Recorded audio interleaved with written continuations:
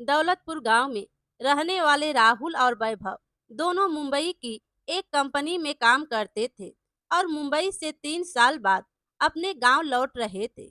उनकी ट्रेन करीब रात की 1:30 बजे स्टेशन पर पहुंचती है। दोनों स्टेशन पर उतरते हैं तो राहुल कहता है, भाई वैभव, बहुत ठंड लग रही है यार। गाड़ी में इतनी ठंड नहीं थी। अपने गांव के लिए तो कोई गाड़ी सुबह 5 बजे के बाद ही मिलेगी। तब तक चलो बाहर कुछ सिगरेट चाय वगैरह पिया जाए। तो वैभव कहता है, हाँ भाई, ठंड तो मुझे भी लग रही है। चलो प्लेटफार्म के बाहर ही कुछ पीने को मिलेगा। दोनों जैसे ही प्लेटफार्म से निकलते हैं, बिजली चली जाती है। तभी उधर से आवाज आती है, अरे राहुल, बहुत दिनों बाद आए हो। राहुल पलट कर देखता है तो उसी के गांव का टांगे वाला रमेश चाचा, उफ लल्लन चाचा, पूरे शरीर पर कंबल को लपेट बीड़ी पी रहे थे। फिर राहुल कहता है, अरे लल्लन चाचा, कंबल लपेटे हुए हो इसीलिए पहचान नहीं पाए, लेकिन आपकी बुलंद आवाज से पहचान गए। लेकिन आप इस समय यहाँ क्या कर रहे हो? सवारी लेने आए हो क्या? तो लल्लन चाचा कहते हैं, अरे बेटा, मेरा तो काम ही यही है। वह अपने गांव की मालिन चमेली की बेटी पेट से थी तो सेवा करने के लिए शहर में ही बेटे ने बुलाया था। 12 बजे की गाड़ी थी, आधा घंटा लेट गाड़ी आई। तो राहुल कहता है, बहुत सही टाइम पर मिले हो चाचा आप। मुंबई में इतनी ठंड नहीं है, लेकिन यहाँ गाड़ी से उतरने के बाद बहुत ठंड लग रही है और घर पहुंचना भी जरूरी है। फिर लल्लन चाचा कहता है, कोई बात नहीं बेटा, बाहर तांगा खड़ी है, चलो, हमें भी कस्टमर की जरूरत थी, एक से भले दो। फिर दोनों लल्लन चाचा के तांगे में बैठ जाते हैं और गांव की ओर निकलते हैं। फिर रास्ते में राहुल कहता है, चाचा जल्दी चलो, नहीं तो यह सर्द रात की बर्फीली हवा हमारी जान लेकर ही जाएगी। फिर वैभव कहता है, चाचा, दो बीड़ी मिलेगी क्या? वह क्या है कि इतना ठंड है ना, बीड़ी पीकर ही कुछ गर्मी आएगी। फिर लल्लन चाचा कहते हैं, सही कह रहे हो तुम, यह लो बीड़ी पियो। फिर दोनों को बीड़ी देते हैं और अचानक से उनकी बीड़ी जला देते हैं। तो राहुल कहता है, लल्लन चाचा, तुम क्या समझे कि हम डर जाएंगे? अरे हम दोनों को अगर रात में नींद नहीं आती थी तो कब्रिस्तान में हवा खाने निकल जाते थे। एक तरफ समुद्र की आवाज तो दूसरी तरफ कब्रिस्तान का सन्नाटा। कभी कभी तो हम दोनों भूतों के साथ कब्र पर बैठकर रात भर ताश खेले हैं और जैसे तुम्हारे साथ बीड़ी के सूटे लगा रहा हूँ, उन लोगों के साथ भी लगाए हैं सूटे। फिर लल्लन चाचा कहता है, अरे वह तुम दोनों तो काफी निडर हो। फिर वैभव कहता है, बचपन से ही चाचा, बचपन से ही। यह भूत प्रेत माया सब तो उनको भयभीत करते हैं जो कमजोर दिल के होते हैं। फिर लल्लन चाचा कहते हैं, क्या हुआ बेटा, एकाएक तुम दोनों ने बात करनी बंद क्यों कर दी? फिर रोहित कहता है, हम सोचे कि हमारी बातें सुनकर कहीं आप और ज्यादा भयभीत न हो जाएं। फिर वैभव भी कहता है, और वह चाचा, ठंड ज्यादा ही लग रही है इसीलिए बोलने का मन नहीं कर रहा है। फिर लल्लन चाचा कहते हैं, ठीक है, चलो, तुम्हें वहां ले चलते हैं, कुछ गर्माहट बढ़ेगी। गांव अभी 13 किलोमीटर दूर है। फिर रोहित कहता है, यह तो गांव जाने का रास्ता नहीं लग रहा, किधर से ले जा रहे हो हमें? फिर लल्लन चाचा कहते हैं, वह देखो, आग की लपेट, जी भर के हाथ सेक कर गर्माहट ले लो। फिर वैभव कहता है, अरे रोहित, यह तो कोई शमशान लग रहा है, यहाँ पर तो चिताएं जल रही है, यह कहाँ ले जा रहा है हमें? फिर रोहित कहता है, लल्लन चाचा, यह कहाँ ले आए हो हमें? यह तो शमशान है, यहाँ तो चिताएं जल रही है। तो लल्लन चाचा कहते हैं, बेटा, यही तो अपना ठिकाना है, बाकी तो सब कल्पना है। और तुम लोग कई बार कब्रिस्तान में बीड़ी पिए हो, आज मेरे साथ शमशान में भी पी लो। फिर वैभव कहता है, क्या चाचा, अभी हम तुमको डरा रहे थे, अब तुम हमको डरा रहे हो। वैसे बता दो, हमें भूतों से डर नहीं लगता। फिर पुरोहित कहता है, भाई वैभव, हमें तो डर लग रहा है। यार देखो, चाचा का चेहरा पूरा जला हुआ है, सिर्फ हड्डी दिख रही है। दूसरा देखो, हवा हमारी तरफ चल रही है, लेकिन चाचा का कंबल उल्टी दिशा में उड़ रहा है यार। फिर वैभव कहता है, अरे हाँ यार, मुझे भी अभी याद आया। करीब 2.5 साल पहले मेरी बीवी का फोन आया था कि लल्लन चाचा दिवाली के दिन फुलझड़ी जलाते समय जलकर जिंदा मर गए थे भाई। तो फिर यह लल्लन चाचा कौन है? तो रोहित डरते हुए कहता है, क्या बक रहे हो? तो प्लेटफार्म पर ही तुम्हें यह बताना था ना यार, इसके साथ हम लोग आते ही नहीं। कहाँ फंसा दिया यार। अरे भाई वह देखो, चाचा के पाँव भी उल्टे हैं भाई। हम लोग फंस चुके हैं यार, अब हमें यहाँ से भागना होगा। फिर वैभव कहता है, अरे यार, उस समय मुझे कुछ याद रहता कि लल्लन चाचा मर चुके हैं, तो मुझे कोई शौक थोड़ी था कि भूत को रोककर अपनी मौत को बुलाऊं। फिर रोहित कहता है, हाँ यार, अभी मुझे याद आ रहा है कि मालिन चमेली को मरे हुए 1.5 साल हो गए हैं। तो फिर यह किसे छोड़ने स्टेशन गया था? तभी लल्लन चाचा कहता है, अरे तुम लोग क्या कानाफूसी कर रहे हो? लो, आ गए अपना हिट एरिया, सेक लो अपना हाथ। फिर लल्लन चाचा टांगा रोककर नीचे उतरते हैं और वह दोनों भी टांगे से नीचे उतरते हैं और वह दोनों भी टांगे से नीचे उतरते हैं। तो लल्लन चाचा कहते हैं, अरे अभी अभी तो तुम्हें ठंड लग रही थी और अब तुम दोनों के पसीने निकल रहे हैं। फिर रोहित कहता है, वैभव चलो, हमें घर जाना है, अब हम यहाँ से पैदल ही यहाँ से चले जाएंगे। तो लल्लन चाचा कहते हैं, अरे ऐसे कैसे चले जाओगे, और यहाँ से 13 किलोमीटर दूर पैदल जाना मुश्किल है भैया। अभी तो 3 ही बज रहे हैं, 5 बजे मैं तुम्हें गांव छोड़ दूंगा। फिर वैभव कहता है, अरे नहीं नहीं चाचा, हम अपने से ही चले जाएंगे, आपको जाने की जरूरत नहीं है, आप यहीं रहिए। वे लोग अभी बात ही कर रहे थे कि उधर से चमेली आई, जिसके बारे में लल्लन चाचा अभी अभी बोल रहे थे, जिसको छोड़ने ही स्टेशन गए थे। फिर चमेली बोली, अरे बबुआ, तुम दोनों कहाँ से आ रहे हो? फिर वैभव कहता है, पहले यह बताओ कि तुम इस शमशान में क्या कर रही हो इतनी रात को? फिर चमेली कहती है, अरे बेटा, मैं ठहरी मालिन, सुबह 4 बजे ही उठ जाती हूँ फूल तोड़ने के लिए। आज मैंने घड़ी देखी ही नहीं, नींद खुली तो हाथ मुंह धोकर निकल गई। फिर रोहित कहता है, वह सब तो ठीक है, पर फूल तोड़ने 13 किलोमीटर दूर कैसे आ गई? तो चमेली कहती है, वह लल्लन भाई किसी को स्टेशन छोड़ने आ रहे थे और मुझे ठंड बहुत लग रही थी, इसीलिए मैं कही कि मुझे यहीं उतार दो। जाओ, यहीं एक झोपड़ी है, उसी में थोड़ी देर आराम कर लो। तभी बगल में जल रही एक चिता से एक साया उड़ता है और उड़कर वहां आकर बोलता है, उस झोपड़ी में मेरे मेहमान हैं, तुम इन्हें लल्लन भैया की झोपड़ी में ले जाओ।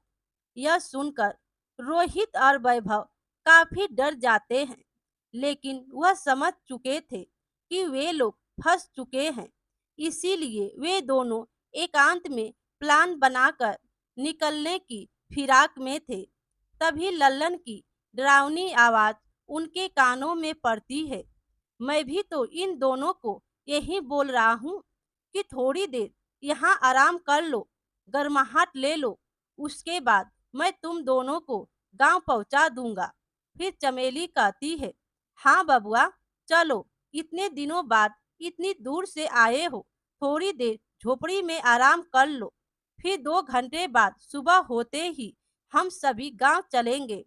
रोहित और वैभव दोनों समझ चुके थे कि अब उनका बचना मुश्किल है। दोनों आंखों ही आंखों में इशारा करते हैं और चमेली के साथ झोपड़ी में चले जाते हैं। तभी एक बुझी हुई चिता से अचानक एक आग का गोला निकलता है और कुटिल हंसी के साथ आसमान की ओर निकल जाता है। यह घटना दोनों के दिल को दहला देती है। डरते डरते वह दोनों चमेली के साथ जैसे तैसे झोपड़ी में जाते हैं। झोपड़ी में चीता के जैसे दो बेड लगे हुए थे। फिर चमेली कहती है, तुम दोनों यहीं आराम करो, मैं थोड़ा सा बगल में गेंदा का फूल है, उसे तोड़कर आती हूँ। इतना कहकर चमेली वहां से चली जाती है। फिर वैभव कहता है, रोहित, सोना नहीं, यह लोग हमें मारकर अपने साथ ले जाने की ताकत में है। बगल वाली झोपड़ी से कैसे रुदन की आवाज आ रही है, जैसे कोई किसी का गला दबा रहा हो।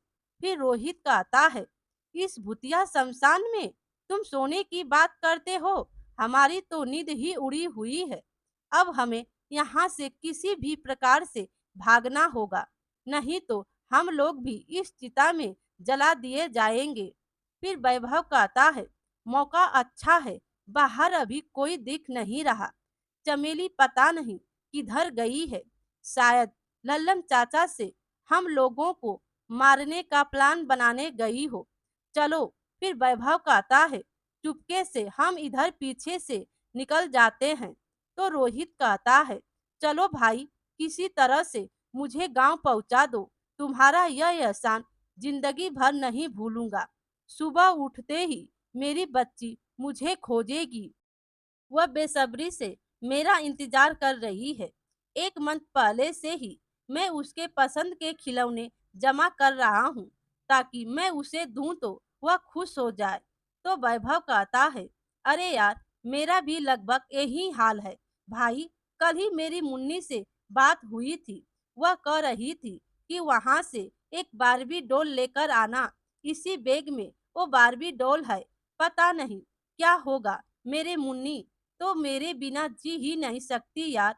इतना कहकर वह दोनों खूब तेज से वहां से भागते हैं और भागते भागते वह दोनों सड़क पर पहुंचते हैं।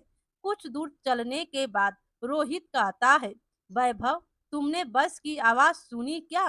तो वैभव कहता है, हाँ हाँ, शायद मुझे भी लगा कि कोई बस की आवाज आ रही है। पीछे रोहित कहता है, अरे हाँ, वह देखो, धुंध धुंध में कुछ लाइट नजर आ रही है।